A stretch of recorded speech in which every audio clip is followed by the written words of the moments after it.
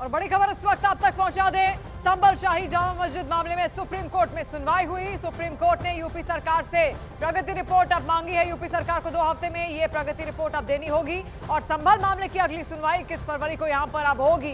CGI की अध्यक्षता वाली बेंच ने इस मामले की सुनवाई की है। तो बड़ी खबर, संभल शाही जामा मस्जिद से जुड़ी हुई सुप्रीम कोर्ट में इसको लेकर सुनवाई हुई, लेकिन सुप्रीम कोर्ट ने यूपी सरकार से प्रगति रिपोर्ट मांगी है, यानी कि स्टेटस रिपोर्ट यहां पर मांगी गई है और उत्तर प्रदेश सरकार को 2 हफ्ते में ये रिपोर्ट यहां पर सौंपनी होगी कि आखिर किस तरीके से अब जामा मस्जिद में जो काम हुआ है, जो सर्वे हुआ, उसके बाद क्या क्या वहां पर कुछ हुआ है सरकार की ओर से, उनके प्रशासन की ओर से, उसकी एक प्रॉपर रिपोर्ट यहां पर देनी होगी। कोर्ट में उसको जमा करना होगा और संभल मामले की अब अगली सुनवाई उस रिपोर्ट के आधार पर ही अब 21 फरवरी को यहां पर रखी जाएगी। सीजीआई की अध्यक्षता वाली बेंच ने इस पूरे मामले की सुनवाई की है। देखिए, संभल बीते कई दिनों से लगातार चर्चा का विषय बना हुआ था। सबसे पहले वहां की जो शाही जामा मस्जिद है उसमें जो सर्वे हुआ उसको लेकर, फिर जब दूसरे दिन सर्वे होता है उसके कुछ दिनों बाद ही जब सर्वे किया जाता है तो वहां पर बड़े दंगे देखे जाते हैं और वहां पर हिंसा देखी जाती है और इन हिंसा को लेकर ही प्रशासन और ज्यादा सख्त वहां पर हो गया था और सर्वे भी कुछ दिनों के लिए वहां पर रुकवा दिया गया था। उसके बाद लगातार जब बिजली चोरी का मामला संभल से निकलकर सामने आता है तो एक मंदिर वहां पर पुराना खुलता है,